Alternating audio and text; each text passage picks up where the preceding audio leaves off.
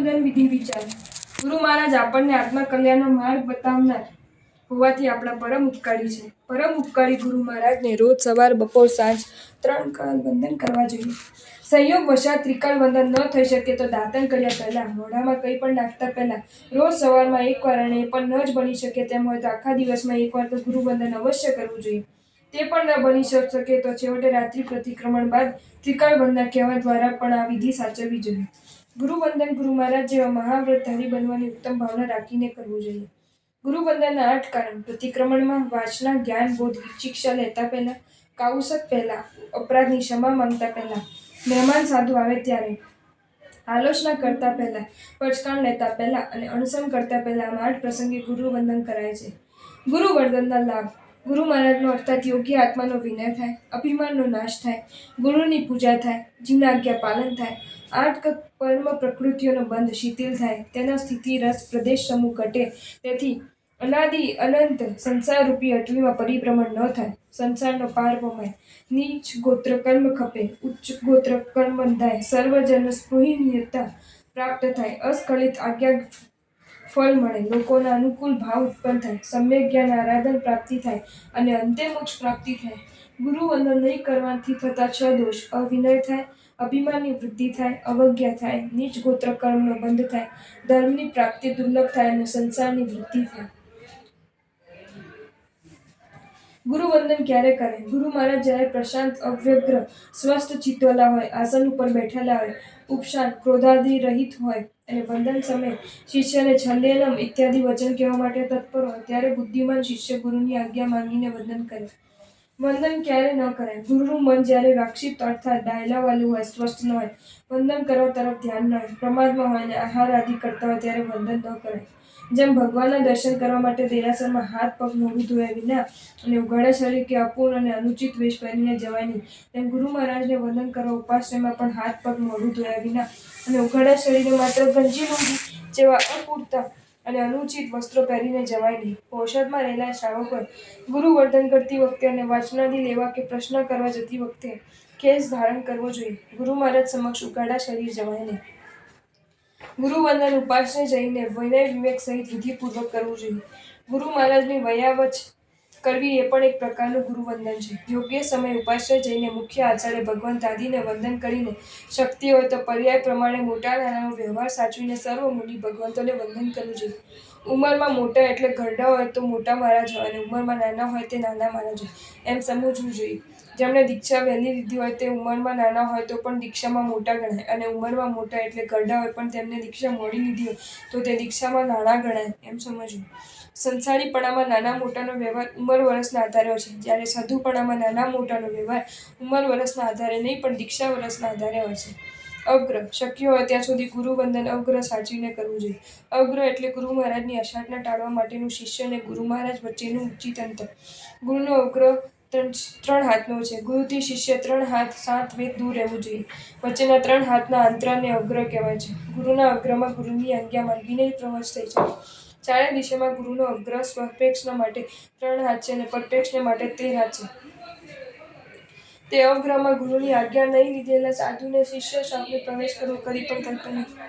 પુરુષને આશ્રયીને પુરુષ સ્વપક્ષ, સ્ત્રીને આશ્રયીને સ્ત્રી સ્વપક્ષ એમ 2 પ્રકારનો સ્વપક્ષ છે, તથા પુરુષની અપેક્ષાએ સ્ત્રી અને સ્ત્રીની અપેક્ષાએ પુરુષ એમ પરપક્ષ એમ પણ 2 પ્રકારનો છે. સ્વપક્ષે 3 હાથ અને પરપક્ષે 13 હાથ દૂર રહેવું. આ કહેલા અગ્રમાં ગુરુ કે ગુરુણીની આજ્ઞા લીધા વિના પ્રવેશ કરવો કલ્પે નહીં. એ અગ્રથી ગુરુનું સન્માન સચવાય છે, ગુરુની અશાટના ટળે છે, તેમજ પોતાનું શીલ પણ સારી રીતે સચવાય છે, ઇત્યાદિ અનેક ગુણ ઉત્પન્ન થવાના કારણથી જિનેશ્વર દેવોએ અગ્રની મર્યાદા બાંધેલી છે, માટે તે મર્યાદા સમ્યક પ્રકારે સાચવવા એ પરમ કલ્યાણનું કારણ છે. આચાર્ય મહારાજ વગેરે પદસ્થ ગુરુ ભગવંતોને ઈચકાર બોલ્યા બાદ એકમાસનો દઈને પછી આદેશ માંગવા પૂર્વક અભૂટ્ય ખામવો જોઈએ.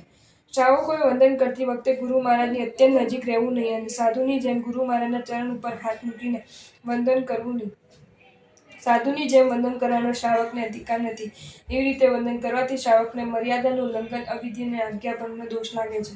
અભૂટીઓ ખામતી વખતે ડાબો હાથ જમીન મુખની અડે રાખવો જોઈએ અને જમણો હાથ મુઠ્ઠી વાળીને નહીં પણ ખુલ્લી હથેળી રાખીને જમીન ઉપર સ્થાપન કરવો જોઈએ. અભૂટીઓ ખામ્યા પછી છેલ્લે એક ખમાસનું અવશ્ય દેવું જોઈએ. પચકાણ લેવાનું હોય તો અભૂટીઓ ખામ્યા પછી ખમાસ ન દઈ ઊભા થઈ ઈચકડી ભગવાન પસાય કરી પચકાણનો આદેશ દેશોજી એમ બોલીને જ પચકાણ લેવું જોઈએ. તેને બરાબર નિવેદન કરીને પચકાણ લેવું અને પચકાણ લીધા પછી એક ખમાસનું અવશ્ય દેવું.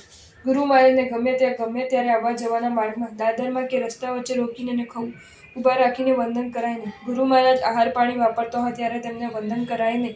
ગુરુ મહારાજ નિદ્રાધીન હોય કે કૌશલમાં હોય ત્યારે તેમને વંદન કરાય નહીં અને તેમના શરીરને અડાય પણ નહીં. અડવાથી તેમને નિદ્રાનો નાશ થવાનો કે કૌશલ ભંગ થવાનો સંભવ હોવાથી આપણને દોષ લાગે. ગુરુ મહારાજ ભલે નિદ્રાધીન ન હોય, જાગતા હોય છતાં આંખો બંધ રાખીને સૂતેલા હોય ત્યારે પણ વંદન કરવું યોગ્ય નથી. વંદનમાં ઈચકારનો પાઠ આવે. ઈચકારમાં ગુરુ મહારાજને પૃચ્છા કરવાની છે. પૃચ્છા તો ગુરુ મહારાજ જાગતા હોય અને આંખો ખુલ્લી હોય ત્યારે જ કરવી યોગ્ય ગણાય. વળી વંદનમાં અભૂટીઓ સૂત્ર બોલાય છે. ગુરુ મહારાજના સંબંધમાં આપણાથી થયેલા અપરાધ ખમાવાય છે. ગુરુ મહારાજ જાગતા હોય અને આંખો પણ ખુલ્લી હોય ત્યારે જ અપરાધ ખમાવી શકે.